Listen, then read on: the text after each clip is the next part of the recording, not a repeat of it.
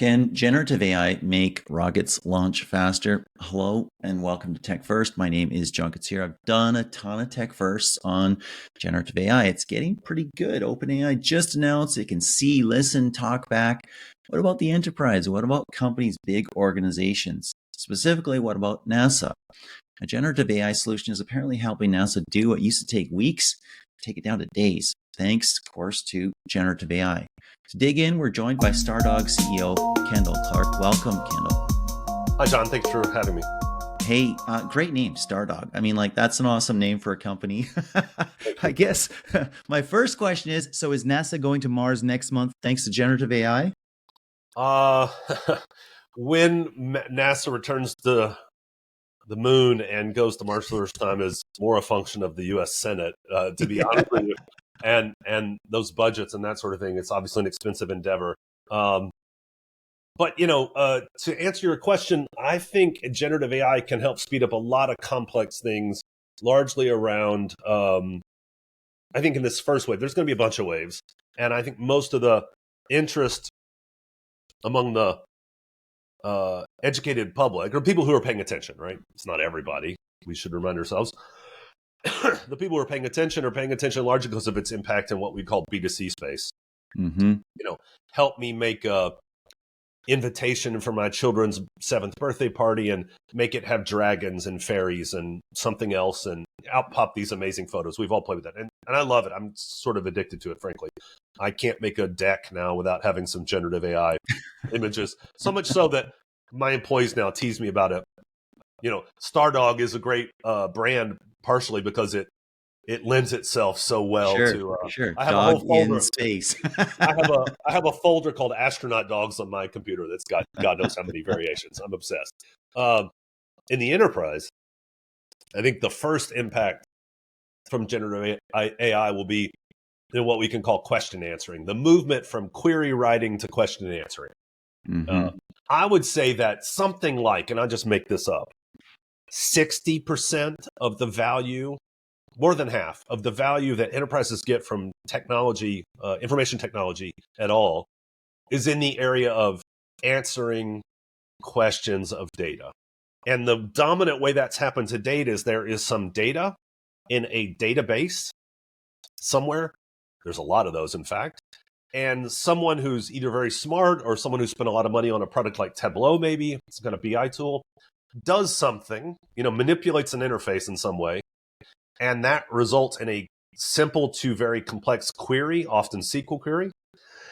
That SQL query goes to a system, gets executed, an answer comes back, and value is achieved because the answer says false instead of true, or it says, 17,000 instead of minus 17,000, or it says John instead of Kendall, or whatever, right? Or more likely you discover, oh shoot, that was actually not the right question to ask the data. I should have asked this question. And then you send that question back to the data analyst. The data analyst goes, why did this idiot tell me the wrong question in the first place? And then runs that query. And there takes another level of time. And then you go back and forth. And finally you dial in 5 or 6 levels down. You have what you think might actually be the real answer you wanted.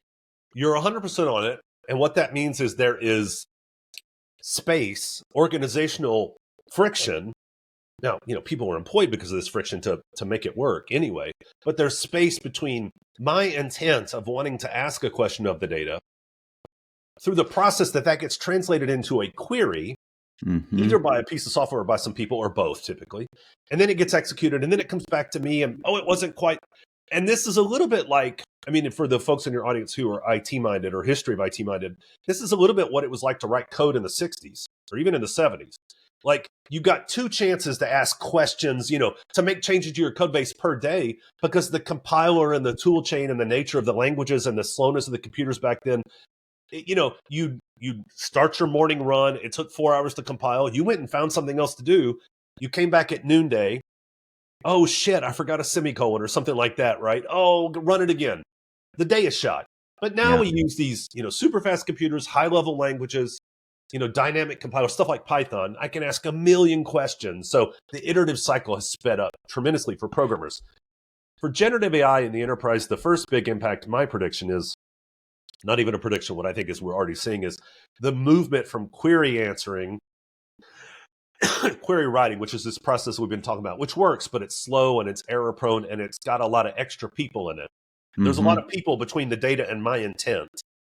That's going to get all compressed. And so question answering is the LLM takes the place of all that space, right? And it says, oh, if you're asking what is the assessed or what is the test readiness of this subcomponent of the humans of the manned space capsule return to moon thing, and give me the full lineage and traceability of all the, like, that's a complex question that's literally rocket science, right?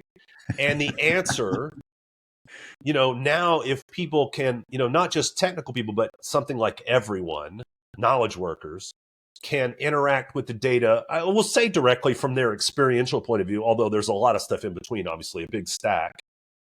That's going to compress all those cycles, much like the rise of dynamic languages did for programmer productivity. We're going to see that in what you would call we used to call a general office worker, people, but now business analysts, knowledge workers, people whose job depends on interrogating the data. Where, now, according to normal technology, interrogating is a metaphor, right? It's like a fancy word. In the LLM era, question answering era, interrogating is not a metaphor anymore. We've concretized the metaphor. We've made it literal. You're literally like, what about this? What about this? What about this? Firing questions at the data by typing them out. As you say, opening, I extend this to this kind of verbal thing. But that's a fun thing, but it's not going to really make a difference to the questions you get back, I don't think. But yeah, that's what's good. That's the first thing we're going to see. I think that's the original nub of your question. So in that sense, it can help everything that NASA does, everything that all of our customers, everything that everyone's who's engaging this technology can help them make their jobs go faster and better, because effectively, I like to say, democratizes access to data. So it's interesting because when I got the pitch for you to jump on the podcast, what I immediately thought of was enterprise knowledge management. And there've been huge products and projects that enterprises have been going on for, I want to say, decades, and I don't even think that's an exaggeration, of enterprise knowledge management. What do we know? How do we categorize what we know? How do we put it in a place where people can access it? How do we search it? How do we surface it? And as we were sort of pre-chatting before we started recording, saying, hey, that's not our space. We're not about that sort of static data, that static knowledge in documents and stuff like that. We're about data.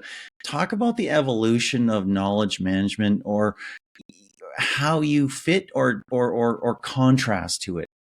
Yeah, it's a fair question. I feel like I'm cynical about knowledge management. But that's the average view.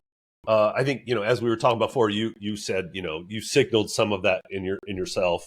I think let's start with the fair thing to say. I think the fair thing to say is it has made sense at all points since, let's say, I don't know, 1970, for big companies to make some investments in really what we should call it as library science, because that's really what it is. And I don't mean that in a, I guess I kind of played it for a joke a little bit, but I mean it. I mean, seriously, librarians serve a really super useful function in our society by organizing knowledge, right? Like, I know, no one in your audience or who's listening to us who's under, what would you say, 40? Certainly no one under 30 will know what these next words mean. But remember, you used to be able to go to a library. It was a place, right, in the world. It's not the mall. And it had knowledge in it, primarily in the form of books, but other forms as well. And there were these people there who basically organized that knowledge, and they sat there and waited all day for you to come in and ask a question, and they loved to help you answer that question. That was a way that our society worked, right? It was this kind of a socialist vision. Frankly, strictly speaking, that knowledge was a common asset that we had created as a civilization. We should all have equal access to it. You could even use to be able to call them on the telephone and say, I'm writing a story about the winter migration of carrier pigeons in Finland. I don't know, something, whatever. And they'd go, okay, there's a book about that. Come get it. They'd be very excited. And then you would read it and you would know stuff. The web kind of ruined that, or destroyed it, or changed it, altered it forever. But I still think and in some ways what's happening with the web, what Google has done is find a way to make the machines do a lot of that work. And Mm-hmm. so with respect to documents, websites, web is just a collection of documents after all. We mostly self-serve. We go into the search bar. This is what people, everybody knows how to do. That's kind of replaced that call a librarian. But it's the same. We're satisfying the same human need. So with respect to knowledge management, doing that for large bodies of information inside of a big enterprise, I mean, my hat's off. They're on the side of the angels, right? I don't think you can be cynical about that. What I think we can be cynical about is there was always this obvious to me collision course between what we typically call data management, enterprise data management, ETL, databases, data warehouses, and knowledge management. Then those Mm-hmm. needed to kind of, like, as I like to say, be on a collision course, smash together, mutate into some new thing. And I think that's been obvious. It's obviously been the case for the last, say, 3 or 4 years that's happened. LLM in particular makes it, I don't think you can deny that anymore, that this question answering capability we were talking about previously, and then you can extend question answering to all the other traditional jobs to be done in data management, data modeling, data mapping, data quality, discovery, metadata management, inference rules, and then the traditional realm of data science. That machine learning has kind of eaten all those things in a way that's now really accessible to everyone, not just to Google. And that's going to forever change the practice of data management, just like the web forever changed the practice of library science and knowledge organization. That's my non-cynical take on what's happening.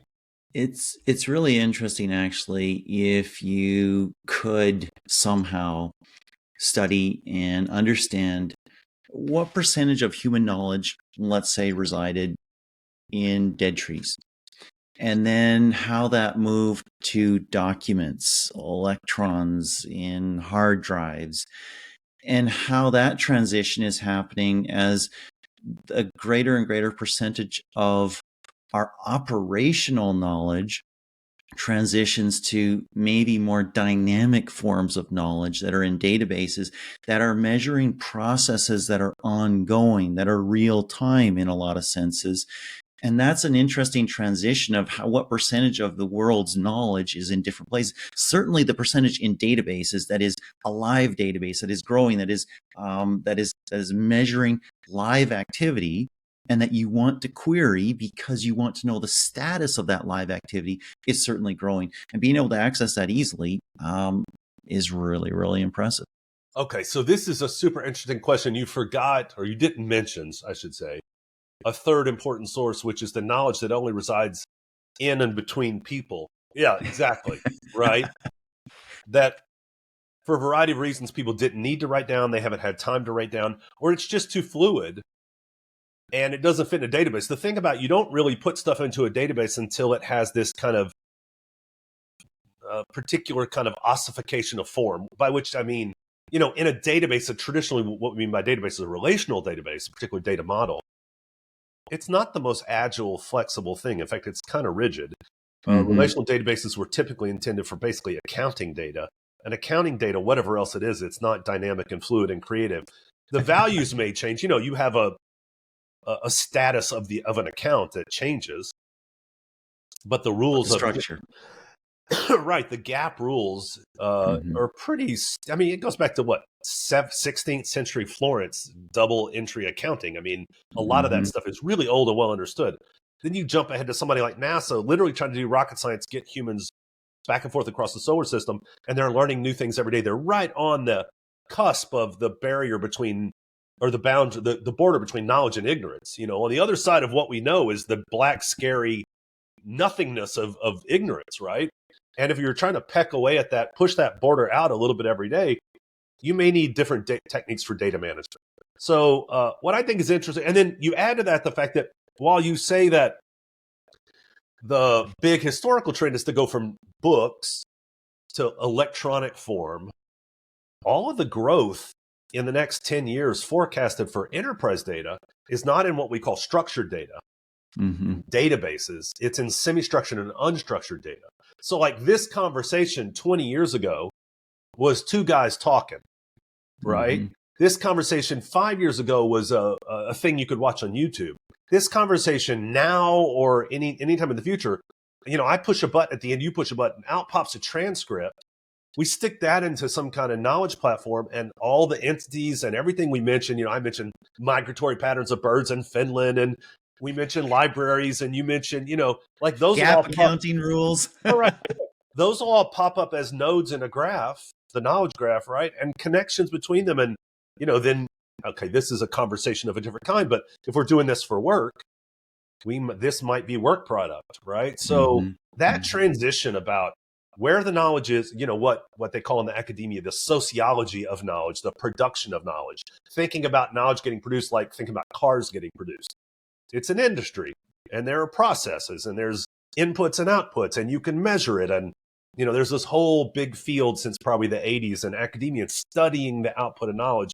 What we're talking about, and when we were talking about knowledge management and data management colliding and fusing into a new thing, it's taking a lot of those techniques, a lot of the new algorithmic insights, and helping big companies manage the data that they produce better. I mean, I will say, I'll stop with this. I don't want to give you a filibuster here, but it's interesting to think about companies' competitive landscape vis-a-vis one another. Like, you take two big global pharmaceutical companies, maybe the most differentiated assets they have are their data sets. Like, you could maybe swap all the people, and the people at one pharma can do the jobs, and there's some, winners and losers at the margins. But if you took the easiest way to destroy a company, as a thought experiment, is to take all their data and swap it with their nearest competitor. So you come work on Monday, and let's say all of GSK's data belongs to Novo Nordisk, and vice versa. Like, you haven't destroyed anything. Every byte's preserved, right? But you just swapped. Like, what happens? They're destroyed, right? So it's difficult to, I think it's difficult to overemphasize or exaggerate the importance of managing data and managing knowledge. And generative AI, given that it produces text, and all of this knowledge and data management ultimately more or less ends up in text. Let's say images are a form of text, right? Close enough. The applicability of these techniques to this area is pretty endless. Yeah, it's an interesting space, and I just came back from Salesforce's big Dreamforce conference in San Francisco, and they've added a ton of generative AI to Tableau, which you already mentioned, other products as well. Their vision also is that you can query your data, natural language, anyone can do it, everyone is a data scientist, all that stuff, right? And so that's super powerful. Of course, if you are going to buy Salesforce, I'm pretty sure you're in for significant charges for each user, and significant challenges there. But it is a compelling vision that all the data that the company produces is at your fingertips, that you have control over, that you have access to, that you have permissions for, Right. and you can query it. You can know what's going on. You're a sales rep, you're a sales manager, you're a product manager. You can instantly know all this stuff. How does your vision differentiate from that? Well, at a high enough level, it isn't. I mean, that's exactly what we want to do. I think there are differences that matter. I mean, first off, I would say Stardog's really focused. We're focused on financial services, pharma, and manufacturers of a certain size. And unlike Salesforce, now it's interesting. Salesforce is an interesting example because they did not start off as a data management company, enterprise data management company. They have become an enterprise data management company because strategically they decided to move in that direction because they make a lot of money and they got, kind of frankly, excess capital they need to deploy. And they could have done many things, I suppose, but moving into data management makes sense because they do control a strategically critical corporate data asset in terms of the CRM, and that gives you some leverage. And so it's clear with the acquisition of MuleSoft a couple of years ago, six or whatever that was a big signal. Hey, we're going to be a data management company. But I think it's important. I think probably the biggest differentiation between our vision and theirs is Salesforce is really a cloud company, and they're really best at managing and connecting data that exists in the cloud. But companies still have a lot of data in what we call on-prem, not in the cloud. And our focus has always been on that data that either hasn't gone to the cloud or will never go to the cloud, right? So Stardog is a cloud platform, but it also can operate on-prem. It's a Kubernetes platform, which for technical folks in your audience just means, Kubernetes basically replaced the Java virtual machine as the enterprise delivery mechanism, the dominant one. But that just means we can operate our platform. Our customers operate it both on-prem and in any cloud environment. Excuse me. That just means Stardog can be adjacent to data no matter where it is, not just the part of the data that's in the cloud. Even if in the end, in the next 10 years, let's say 80% of all corporate data resides in the cloud, 20% of all enterprise data is still a very large amount of data. And it needs to be connected. And what we're really focused on is connecting data and then making it accessible with this LLM technology we've been discussing in what I like to call everyone calls the hybrid multi-cloud. So that part of the data that's on-prem hasn't moved to the cloud yet, or again, my favorite statistic, 85% of all businesses, irrespective of size, have data assets in more than one cloud. Now, for most businesses, that means they have Salesforce and HubSpot, right? Exactly. Which is fine. And those are different solutions. Yeah, they're different clouds, but really, that problem's going to get solved for SMB and small businesses kind of by those vendors. But it's true of big businesses, like our big banking customers have data everywhere in every conceivable location, format. That is not comforting that the financial industry has its data everywhere. Well, I mean, that doesn't mean they're not controlling it, but I just mean by everywhere, I mean, what's the newest, most globally significant banks are unlike, say, Facebook in one important regard.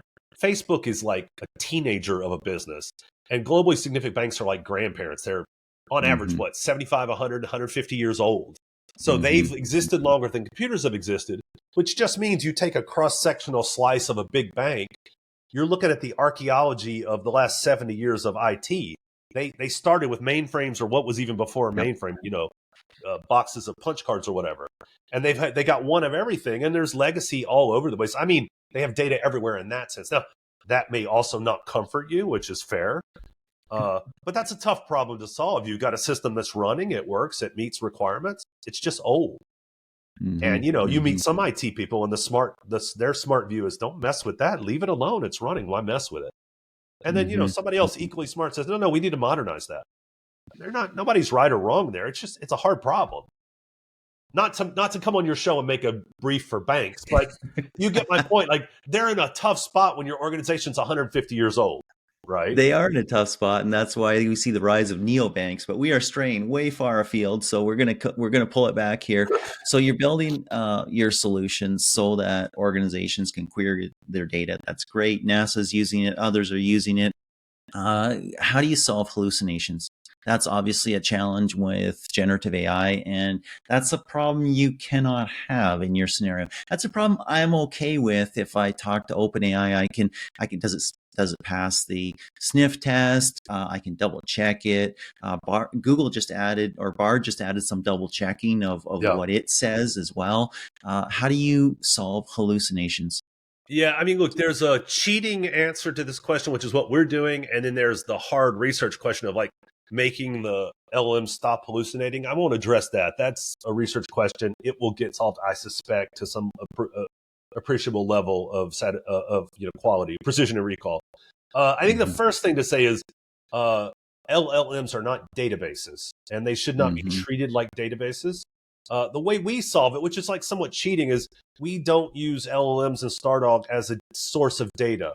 We use it as a mechanism to discern human intent, which is a kind of a fancy way of saying, what is the person talking about in their natural language? Whether that's one of my co-founders my CTO is born in Istanbul, so he speaks Turkish and English.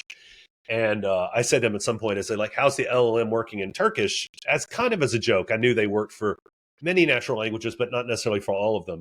And he just showed me a demo. This was this summer, and it was just straight up Turkish, and it just worked. It was amazing. So we use the LLM as a way to figure out what the person is talking about, translate that into a query or a search or a hybrid query search or a data modeling piece or a data mapping piece or a rule or something that then gets executed by our platform. And that cuts out the chance for hallucination. What it means is, like, sometimes the LLM will get the human intent determination wrong, but then that just means a query. Now we're just back in the case you said earlier. Someone expressed a need for a business question. Some other mechanism translated that into some query and didn't get it right. Yeah. Frankly, relative to the status quo, so what? Like that happens how many times a day? You just redo it. And I've been in that scenario quite frequently. And usually it's not the data analyst who got it wrong. Usually it's me who asked the wrong question. Well, not you specifically, but yes, almost always. It is just, frankly, and I tell the team this all the time, an LLM is not magic. It cannot determine intent when no crisp intent exists yet. But that's okay. People often find our way by asking a kind of, frankly, not very good question. And then we ask a slightly better question. And then we iteratively improve. And then we discover what our intent was all along. More like probably we create the intent in this iterative process. And then we retroactively attribute it to ourselves. And it's a psychological thing we do. And that's fine. Right? Oh, what I meant all along was this. Well, probably not. It's what you mean now. And here's the answer. Fine. Like nobody's throwing rocks at those people. It's just normal human stuff. So in our approach, we don't ask the LLM any questions that where its hallucinations can bother us, right? And so in the near term, that's the best solution. It's not this is use case specific and context relative. Like that's what you want to do in a regulated industry where the questions really matter. Yep. But if I want another cool picture of an astronaut dog in Mid-Journey or something, I want that slightly random, quote unquote, wrong component because that's really the source of creativity. Absolutely. And creativity is a wonderful thing, just not always when you're querying data from your own company. That's exactly right. Kendall, Kendall, this was interesting. It went places I didn't expect it would. Thank you for taking the time. Thanks, John. I appreciate it.